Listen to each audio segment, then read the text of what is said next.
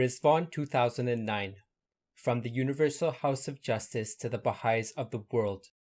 Dearly loved friends, a mere 3 years ago, we set before the Baha'i world the challenge of exploiting the framework for action that had emerged with such clarity at the conclusion of the last global plan.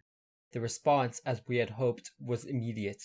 With great vigor, the friends everywhere began to pursue the goal of establishing intensive programs of growth in no less than 1,500 clusters worldwide, and the number of such programs soon started to climb.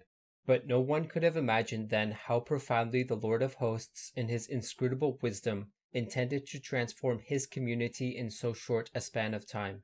What a purposeful and confident community it was that celebrated its accomplishments at the midway point of the current plan in 41 regional conferences across the globe. What an extraordinary contrast did its coherence and energy provide to the bewilderment and confusion of a world caught in a spiral of crisis. This indeed was the community of the blissful to which the Guardian had referred. This was a community aware of the vast potentialities with which it had been endowed and conscious of the role it is destined to play in rebuilding a broken world. This was a community in the ascendant, subject to severe repression in one part of the globe, yet rising up undeterred and undismayed as a united whole and strengthening its capacity to achieve Baha'u'llah's purpose to liberate humankind from the yoke of the most grievous oppression.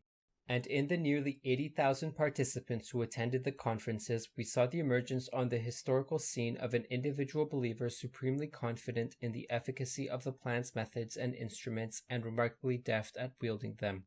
Each and every soul of this mighty sea stood as testimony to the transforming potency of the faith.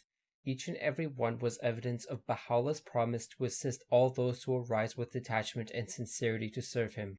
Each and every one offered a glimpse of that race of beings, consecrated and courageous, pure and sanctified, destined to evolve over generations under the direct influence of Baha'u'llah's revelation. In them we saw the first signs of the fulfillment of our hope expressed at the outset of the plan, that the edifying influence of the faith would be extended to hundreds of thousands through the Institute process. There is every indication that, by the end of the Riḍván period, the number of intensive programs of growth around the world will have crossed the 1,000 mark.